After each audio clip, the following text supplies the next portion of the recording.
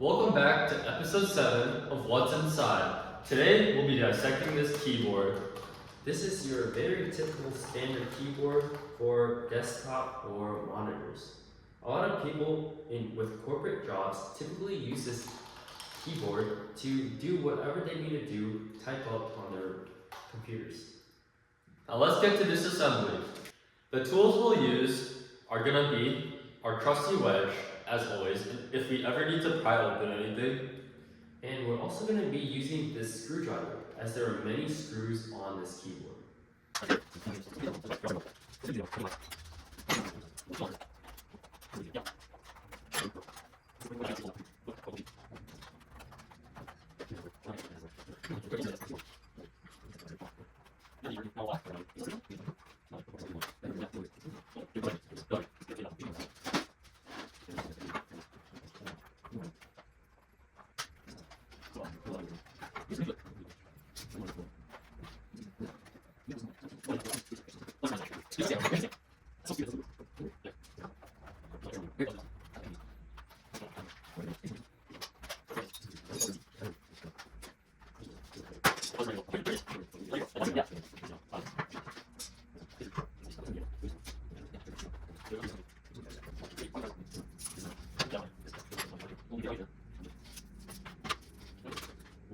So these are the screws that were holding the keyboard case together. And then these were the screws that were anchoring the PCB in, like this. And both of these are important to make sure that everything stays anchored and everything works properly and is properly protected by the case. And William can tell you about the case here. Yeah. So we have all this, the front and the back case. We have the back case here. It has the two little flaps right here. You can put them down or put them up. This way you can have your keyboard either elevated or flat. And then we have all these keys.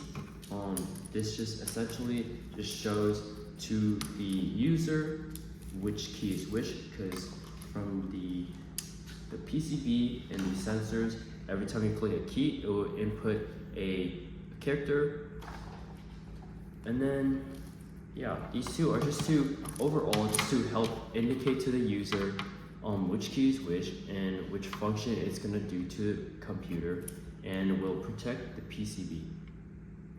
And one special thing about this case is that there are little light stations right here, and you can see them in the back. They magnify the light that is emitted by the PCB over here to indicate if caps lock is on, if shift is on, if say the number lock is on.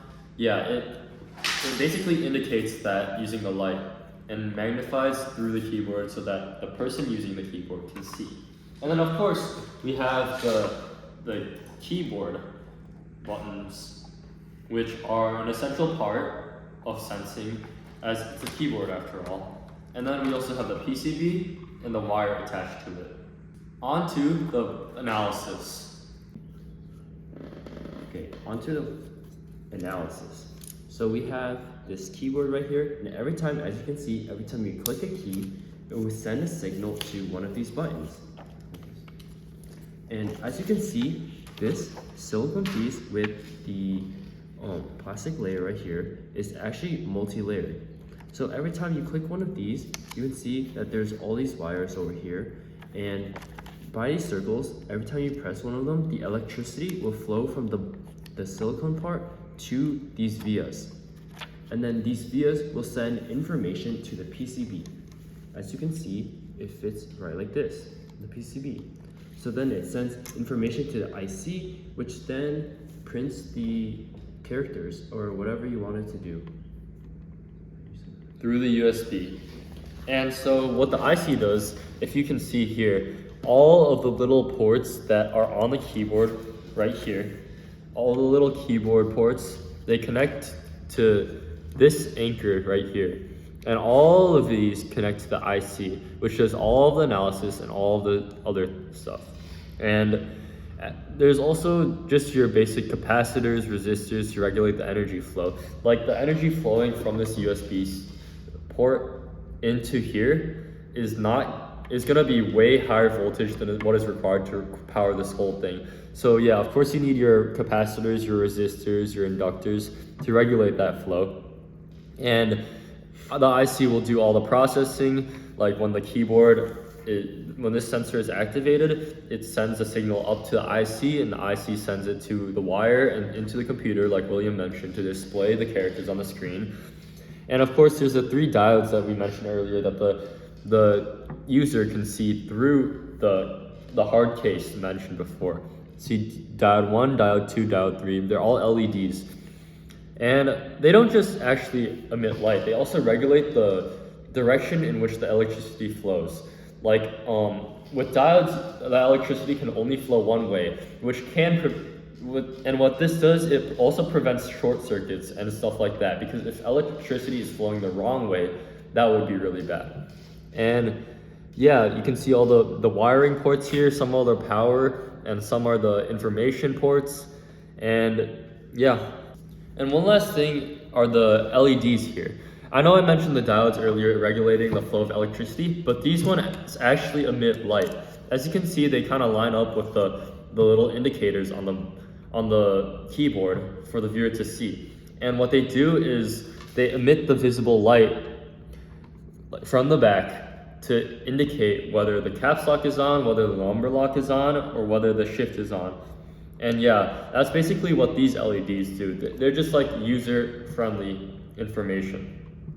And yeah, they also all connect back to the IC. The IC processes all of this information to display, to send back to the computer, or stuff like that. On to the reassembly.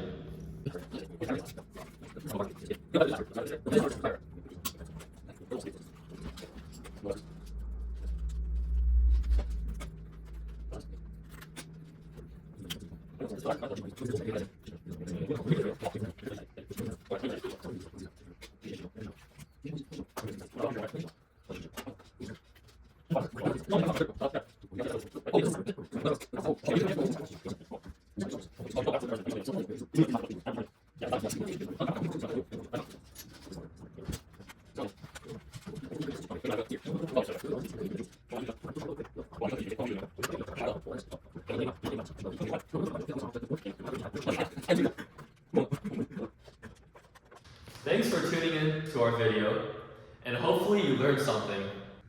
Please leave a comment down below as to what we should be dissecting next. Thank you.